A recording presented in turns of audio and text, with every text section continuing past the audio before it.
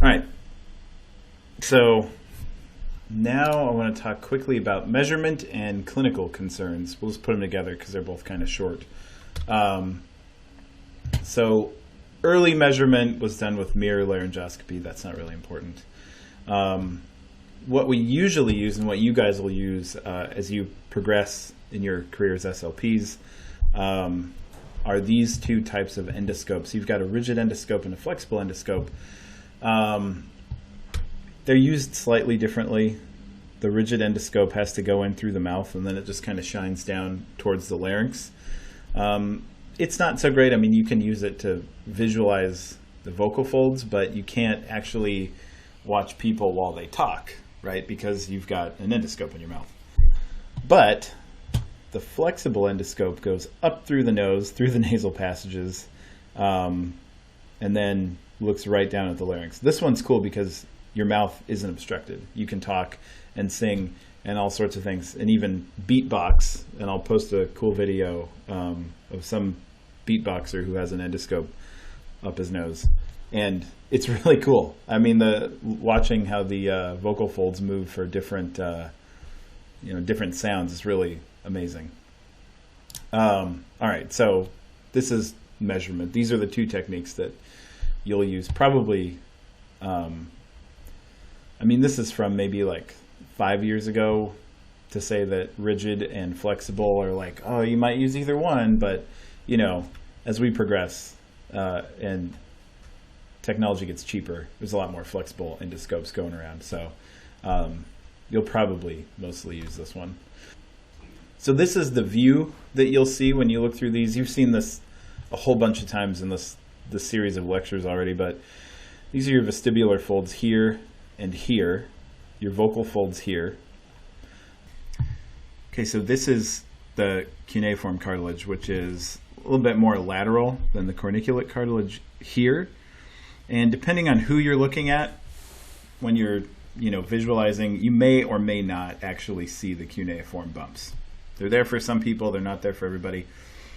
The cartilage is there, but visualizing it this way, you might not see it. So if you do see bumps, it's not necessarily a weird thing. It doesn't mean that there's a pathology. It probably just means that those cuneiform cartilages are visible in that person. Okay, so these are healthy vocal folds and larynx. This is what you want to see. And so now let's take a look at what you don't want to see. So there's a couple different things that are going on. The organic and functional you probably know from 205. It's the same. Vocal nodules or nodes is what some people know them as, and also movies, but they're called vocal nodules. So they're these, I don't think I have a picture of it. There we go. So these would be vocal nodules right here. They're these kind of like callus-like white growths on the vocal folds. And they prevent the vocal folds from vibrating correctly or even like fully adducting. So you end up with a lot of voice quality problems and problems changing pitch. Then you've got Reinke's edema, and this is going to be this kind of swelling right here. That's usually caused by smoking, but there's some other issues that can give rise to Reinke's edema. But I mean, 90% of the time it's going to be like a smoking related issue. So you're going to have this kind of swelling right here. You can see that these also seem to have some swelling of the vestibular folds too. But mostly what you're looking at is the swelling of the vocal folds right here. You've also got these respiratory papillomas, which are tumors, but they're non-cancerous. Those usually have to be removed surgically.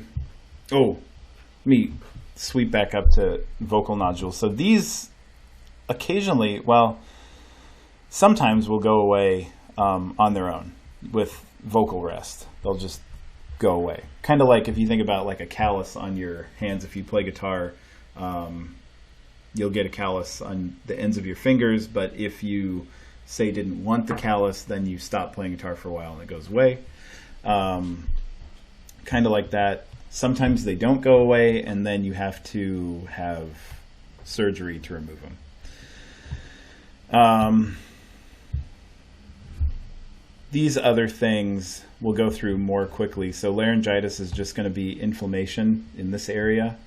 So of the vocal folds, of the vocal, the vocal folds in general, but the vocal ligament, sometimes the muscles, possibly even going up into the vestibular folds, just from overuse or infection. So you might see it from like somebody who's been at a concert, screaming a lot, then you might see some swelling in here. And you probably have experienced that, like when you go to a concert, then you sound funny for the half of the next day. So that's usually from yelling. And then, or, it can be from infection as well. Reflux is, you'll see kind of like calluses form on the vocal folds from recurrent acid reflux. So this is an issue that you might see as an SLP, but you wouldn't treat as an SLP. You'd have to refer them to like a GI for the reflux problem. And then sometimes you can end up with paralysis and swelling from intubation. So if somebody's been, in a medically induced coma or in surgery, you can see bleeding from trauma of taking the tube in or out. And then also you might have like paralysis of one or both sides. It's usually temporary. In rare cases, it might last a little bit longer. And then you can end up with these things called contact granulomas too, which sort of look like these papillomas or nodes. But they're just going to be like small tumors from friction of putting the tube in or taking it out. Let's see, that's pretty much all I wanted to talk about. Oh, okay, right here you can see that this left vocal cord, says cord, should say fold, is paralyzed right here.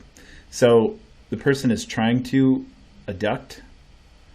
You can see that the right vocal fold is like in the midline, but the left is a little bit paralyzed, and this is from intubation.